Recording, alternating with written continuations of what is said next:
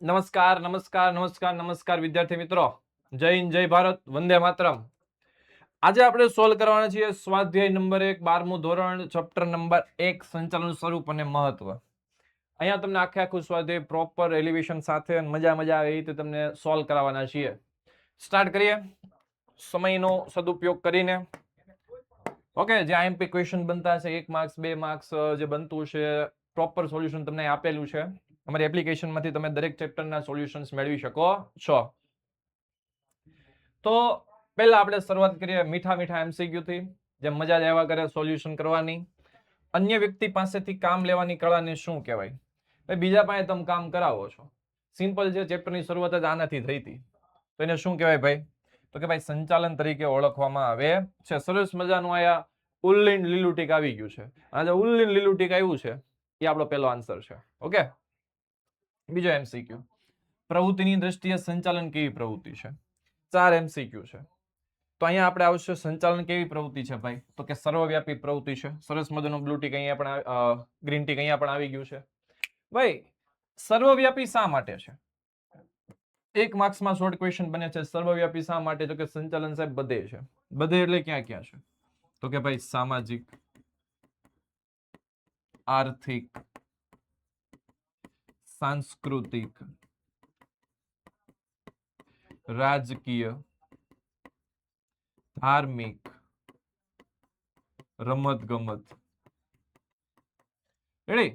આ બધા જ શબ્દો અહીં લખી શકાય છે. 8-10 શબ્દો લખી શકાય. મેં તો અહીંયા થોડાક જ શબ્દ લખ્યા છે. એટલા માટે કેવી પ્રવૃત્તિ છે? સર્વવ્યાપી પ્રવૃત્તિ છે. નેક્સ્ટ, જ્ઞાનને અમલમાં મૂકવાની સરળ પદ્ધતિ એટલે શું? જ્યાં ઉપયોગ થાય છે બુદ્ધિનો. જ્યાં બુદ્ધિ આવે ત્યાં કોણ આવે ભાઈ? વિજ્ઞાન આવે, કળા આવે. કન્ફ્યુઝન અહીંયા થવું જોઈએ ને તમને બેન, વિજ્ઞાન અને કળામાં. તો ભાઈ, જ્ઞાનને અમલમાં મૂકવાની સરળ પદ્ધતિને શું કહેવાય? ભાઈ, જ્યાં બુદ્ધિ આવે ને ત્યાં કોણ આવશે? તો કે ભાઈ કળા આવશે. યાદ કરો, મેં તમને ડેમોન્સ્ટ્રેશનમાં કીધું હતું કે ભાઈ હું તમને જે કહું છું ને વ્યાખ્યા પાકી કરજો.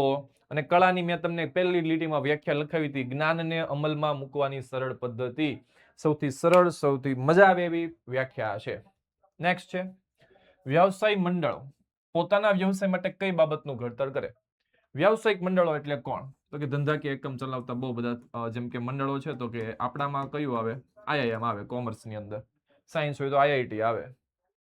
પછી વકીલ લોકોની એસોસિએશન હોય તો બાર કાઉન્સિલ કહેવાય. આ બધા સંગઠન છે. તો વ્યવસાયિક મંડળો કઈ બાબતોનું ઘડતર કરે જેથી લોકો સીધી રીતે ચાલે, સીધી લીટીએ ચાલે, નિયમોનું પાલન કરે? તો એના માટે એને શબ્દ વાપર્યો છે આચાર સંહિતા. શું કહેવાય? આચાર સંહિતા એટલે શું સાહેબ? તો કે નિયમોનું માળખું. એને શું કહેવાય? આચાર સંહિતા. તો સાચો જવાબ અહીં મળે છે આચાર સંહિતા. સંચાલનની સપાટી કેટલી છે? એકદમ મમરા જેવો અને મીઠો અને સાદો સિમ્પલ સવાલ. મીઠો ગોળ જેવો. કેટલી હોય સપાટી સાહેબ? ઉચ્ચ સપાટી, મધ્ય સપાટી, તળ સપાટી. કેટલી સપાટી થાય? તો કે 3 સપાટી સાહેબ. સંચાલનની 3 સપાટી છે. ઉચ્ચ સપાટીમાં કોનો સમાવેશ થાય છે? ઉચ્ચ સપાટીમાં મુખ્યત્વે 4 જણા બેસે. એક બેસે જનરલ મેનેજર, એક બેસે બોર્ડ ઓફ ડિરેક્ટર, એક બેસે સીઈઓ અને એક બેસે મેનેજિંગ ડિરેક્ટર એટલે કે એમડી. તો chief executive officer, BOD, GM અને એમડી, આ 4 માંથી કયું નામ છે? તો કે સાહેબ બોર્ડ ઓફ ડિરેક્ટર્સ નામ અહીંયા આવી ગયું છે. તો સાચો આન્સર શું આવશે? Board of directors. અહીંયા બોર્ડ ઓફ ડિરેક્ટર્સની જગ્યાએ બોર્ડમાં બીજા શબ્દો પણ મૂકી શકે. બીજા શબ્દો બોલે તો જનરલ મેનેજર, સીઈઓ, એમડી જેવા શબ્દોનો શું થાય છે? સમાવેશ થાય છે. મુદ્દા નંબર 7, તળ સપાટીને બીજા કયા નામથી ઓળખવામાં આવે છે? તળ સપાટી એટલે આપણી જે ટ્રાયેંગલની જે વ્યવસ્થા છે એમાં સૌથી નીચે કઈ સપાટી છે ભાઈ? તો કે તળ સપાટી છે. રેડી? કે તળ સપાટીને બીજા કયા નામથી ઓળખાય છે? તો તળ સપાટીનું બીજું નામ છે નિમ્ન સપાટી અથવા તો નિરીક્ષકોની સપાટી. આમાં ક્યાં છે જોવો તો કે સાહેબ આ બે નામ તમે જી કા, એ બે નામ તો છે જ નહીં. હજી એક શબ્દ છે. કઈ સપાટી? કાર્યકારી સપાટી. આટલી સપાટી તરીકે ઓળખાય. મગજમાં છાપી લેજો. નિમ્ન સપાટી મેં લખીને આપ્યું એટલે આપણને આઈડિયા આવે કે કાર્યકારીની જગ્યાએ નિમ્ન લખે, નિરીક્ષક લખે, કાર્યકારી તો લખેલી જ છે. મધ્ય સપાટીને કઈ સપાટી કહેવાય? વિભાગીય સપાટી. વિભાગીય સપાટી અથવા તો અધિકારીઓની સપાટી. ઉચ્ચ સપાટીને ભાઈ તો કે સર્વોચ્ચ સપાટી તરીકે ઓળખવામાં આવે છે. આ બધા નિકનેમ છે, મગજમાં બેસાડી દેજો, આ બધા સવાલ બની શકે. નીચેનામાંથી કોનો સમાવેશ સંચાલનની એક પણ સપાટીમાં થતો નથી? આ બહુ કોન્ટ્રોવર્શિયલ ક્વેશ્ચન છે અને ઘણા બધા શિક્ષકો એમ કહે છે સવાલ ખોટો છે. સાચો છે. સવાલ કેવો છે? સાચો છે. નીચેનામાંથી કોનો સમાવેશ એક પણ સપાટીમાં થતો નથી? આપણી જે સપાટી છે, રેડી, ઉચ્ચ સપાટીમાં હમણાં થોડી વાર પહેલા મેં 4 નામ લખ્યા હતા. મધ્ય સપાટીમાં 5 વિભાગ: ઉત્પાદન, ખરીદી, વેચાણ, હિસાબી, કર્મચારી, નાણાં. આ 5 જણા અહીંયા મધ્ય સપાટીમાં બે. તળ સપાટીમાં સુપરવાઇઝર, નિરીક્ષક અને ફોરમેન બેસે. આમાંથી નિરીક્ષક જોબરી છે, હિસાબી છે, કોણ નથી? તો કે કામદાર. કન્ફ્યુઝન ન થાય. અહીંયા શબ્દ બહુ બધી વાર ફેરવીને મૂકેલો છે. તળ સપાટીમાં નીચેનામાંથી કોનો સમાવેશ થતો નથી અને આપણે ગમે બીજું આટી દઈશું. આવશે કોણ? કામદાર. મગજમાં છાપી લેજો. આ સવાલ બહુ કોન્ટ્રોવર્શિયલ છે. આયોજન અને ધંધાકીય સાહસનું મગજ છે. તો વ્યવસ્થા તંત્ર શું છે? 1 થી 7 ચેપ્ટરમાં કોને શું કહેવાય ને સમજી લેજો. સૌથી પહેલા આપણે સંકલનને સમજીએ. સંકલન શું છે ભાઈ? સંચાલનનો આત્મા. શું છે? સંચાલનનો આત્મા. આ પહેલી વાત કરીએ આપણે. બીજી વાત કરીએ. બીજી વાતમાં લઈ લઈએ કોને? આયોજનને. આયોજન શું છે ભાઈ? સાહસનું મગજ. કોઈ પણ ધંધો હોય, મગજ વિચારે સૌથી પહેલા, એટલે આયોજન કહેવાય. પછી એના પછી ચેપ્ટર આવશે વ્યવસ્થા તંત્ર. બોલે તો ચેપ્ટર નંબર 4. વ્યવસ્થા તંત્ર શું છે ભાઈ? તો કે વ્યવસ્થા આખી ગોઠવાય, આપણા શરીરમાં આખી વ્યવસ્થા ગોઠવાયેલી છે. તો વ્યવસ્થા તંત્ર છે શારીરિક માળખું. સાહેબ એના પછી ચેપ્ટર નંબર 5 આવે કર્મચારી વ્યવસ્થા. કર્મચારી વ્યવસ્થાને શું કહેવાય? હાથ અને પગ. કર્મચારી છે ને ધંધામાં હાથ પગનું કામ કરે છે, એનાથી બધા કામ થાય, નકર એક પણ કામ ન થાય. આ જે છે એને તમારે સમજવાનું છે. આ બધા શબ્દોને ધ્યાનમાં લેવાના છે. સાહેબ એ તો રક્ત લખ્યું છે.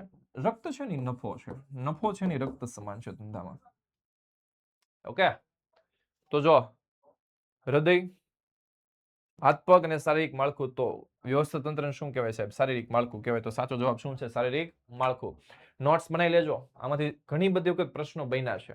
ઓકે, નીચેનામાંથી બજાર સંચાલનનું કાર્ય કયું છે? આ એક ઈઝી ક્વેશ્ચન છે. બજાર સંચાલનનું કાર્ય કયું છે? પેદાશ મિશ્ર છે. 4P યાદ કરો. કયા? 4P. Price, place, product, promotion. Product એટલે પેદાશ. અહીં પેદાશ મિશ્ર તરીકે ઓળખવામાં આવે છે. નીચેના પૈકી કોઈ એકમોનો માનવ સંસાધન સંચાલનમાં સમાવેશ થતો નથી. કોનો સમાવેશ માનવ સંસાધન સંચાલન, એને કહેવાય HRM માં થતો નથી?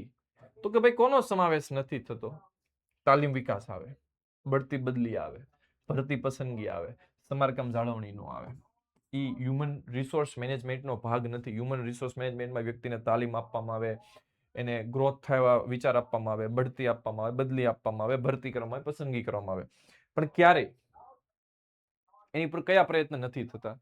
સમારકામને જાળવણીના પ્રયત્ન નથી થતા. ઓકે, નેક્સ્ટ ક્વેશ્ચન જોઈએ. 11th પછી. ઓ માય ગોડ, આ બધા છે કોમર્સના OGL ઓશન જ્ઞાન લેવના સિતારાઓ. બ્રહ્માસ બેચ લોન્ચ થઈ ચૂકી છે વિદ્યાર્થી મિત્રો. આ બધા જ મહારથીઓ છે કોમર્સના. ભરીને અનુભવ છે. હું તો એક જ સલાહ આપીશ ભાઈ, બ્રહ્માસ બેચમાં બધા શિક્ષકો છે ને ઓછામાં ઓછા 5000 થી 15000 છોકરાને ભણાવ્યા છે છેલ્લા 10 વર્ષથી. લૂંટે એટલો લાભ લેજો. પ્રીમિયમ બહુ નોમિનલ છે. ગામની જેમ એટલું બધું પ્રીમિયમ નથી. 5, 7, 10,000 રૂપિયા નથી રાખ્યું. 2000 રૂપિયામાં તમને 3 વસ્તુ મળવાની છે. આખો સિલેબસ મળવાનું છે. બોર્ડ પેપર સોલ્યુશન પણ ફ્રી મળવાનું છે. IMP બેચ પણ ફ્રી મળવાની છે કે નહીં? એટલે આ બધા લાભ તમે લ્યો, ભરીને લ્યો. આ બધી જ ફેસિલિટી મળવાની છે. હેન્ડ રાઇટિંગ બુક મળવાની છે, navigator, live classes, recorded lecture અત્યારે તમે જે જોઈ રહ્યા છો તે, યુનિટ ટેસ્ટ મળવાની છે, ક્લાસ નોટ્સ મળવાની છે. હું જ્યાં તમને નોટ્સ આપું છું ને એવી આખા સિલેબસની મળવાની છે ને ચાવી સાથે મળવાની છે મારા ભાઈ. મુદ્દાવાળા સવાલમાં ડાઉટ સોલ્યુશન થવાના છે. ને વધારે તમારે કોઈ પણ ઇન્ફોર્મેશન જોતી હોય ને તો આ આપણો જે કોન્ટેક્ટ નંબર છે 70 46 22 22 54 માં તમે કોન્ટેક્ટ કરી શકો છો. ઓકે, સંચાલન એટલે શું? એક માર્ક્સની અંદર આપણી એન્ટ્રી થઈ ચૂકી છે. બહુ બધી સંચાલનની વ્યાખ્યા છે. આપણે કોઈ પણ એક વ્યાખ્યા ધ્યાનમાં લેવી. હું તો છોકરાઓને એમ જ કહું છું, વિદ્યાર્થી મિત્રોને, કે ઓર્ડોનલ અને કુંતજની વ્યાખ્યા આપણા માટે છે ને બહુ ઈઝી, મજા આવે એવી છે, અને એ જ કરજો. અન્ય વ્યક્તિ પાસેથી કામ લેવાની કળાને શું કહેવાય ભાઈ? સંચાલન કહેવાય. બાકી લિવિંગસ્ટન, જ્યોર્જ આર ટેરી થઈ શકે. જ્યોર્જ આર ટેરી માંથી સવાલ બને છે 2 માર્ક્સનો, કે ભાઈ જ્યોર્જ આર ટેરીના મતે સંચાલનમાં 6M માં કોનો સમાવેશ થાય? આવો સવાલ બને છે, એટલે ખાસ ધ્યાનમાં લેવું. અને મેં જે અગાઉ ડેમો લેક્ચર મૂકેલા છે એની અંદર મેં તમને બધા ટોપિકને ઇઝીલી કેમ યાદ રાખી શકે બધું જ ત્યાં દર્શાવ્યું છે. યુટ્યુબને ફફોરીને મારા ડેમોન્સ્ટ્રેશન જોઈ લ્યો. કેમ જ્યોર્જ આર ટેરીની વ્યાખ્યા એક જ મિનિટમાં યાદ રહી જાય, આખી મેથડ્સની આપેલી છે મેં. સંચાલનમાં કઈ કઈ પ્રવૃત્તિઓ જરૂરી છે? કઈ કઈ પ્રવૃત્તિઓ? ઔદ્યોગિક પ્રવૃત્તિઓ, સામાજિક, ધાર્મિક, રાજકીય, કૃષિ, લશ્કર, રમતગમત, શિક્ષણ વગેરેનો સમાવેશ થાય છે. આ બધી પ્રવૃત્તિઓનો સમાવેશ થાય. થોડી વાર પહેલા જે મુદ્દો આપણે ભણ્યા હતા, સર્વવ્યાપી, આ એ જ મુદ્દાનો આમાં શું થયો છે ભાઈ? સમાવેશ થયો છે. નેક્સ્ટ જોઈએ. એકમના સંચાલન અંગેની સર્વોચ્ચ સત્તા ધરાવતી સપાટીને કઈ સપાટી કહે છે? હમણાં થોડી વાર પહેલા મેં તમને ટ્રાયેંગલ દોરીને અન્ય નામ દર્શાવ્યા. એમાં ઉચ્ચ સપાટીનું અન્ય નામ શું લખ્યું હતું ભાઈ? સર્વોચ્ચ સત્તા ધરાવતી સપાટી એટલે ઉચ્ચ સપાટી. સંચાલન અંગેની સર્વોચ્ચ સત્તા ધરાવતી સપાટીને ટોચની સપાટી કે ઉચ્ચ સપાટી તરીકે ઓળખવામાં આવે છે. સાહેબ, મધ્ય સપાટીને બીજા કયા નામથી ઓળખાય? જે એમસીક્યુ સોલ્વ કરીને આવ્યા છે ને એને આવડે છે. મધ્ય સપાટીનું બીજું નામ શું છે? મધ્ય સપાટીને અધિકારીઓની સપાટી કે વિભાગીય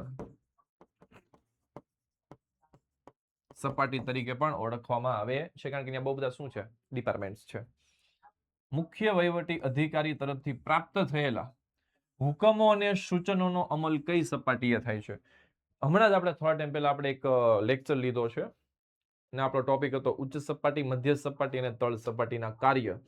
અને વિદ્યાર્થીઓ બહુ બધા જોઈન્ટ થયા હતા અને એટલું ઇઝીલી અને ઉચ્ચ સપાટી, મધ્ય સપાટી અને તળ સપાટી પાકી કરી 15 મિનિટમાં આખો ટોપિક ક્લિયર થાય એટલી આપણે જબરજસ્ત નોટ્સ આપી અને વિદ્યાર્થીઓ ભરી સારી રીતે તૈયારી કરી.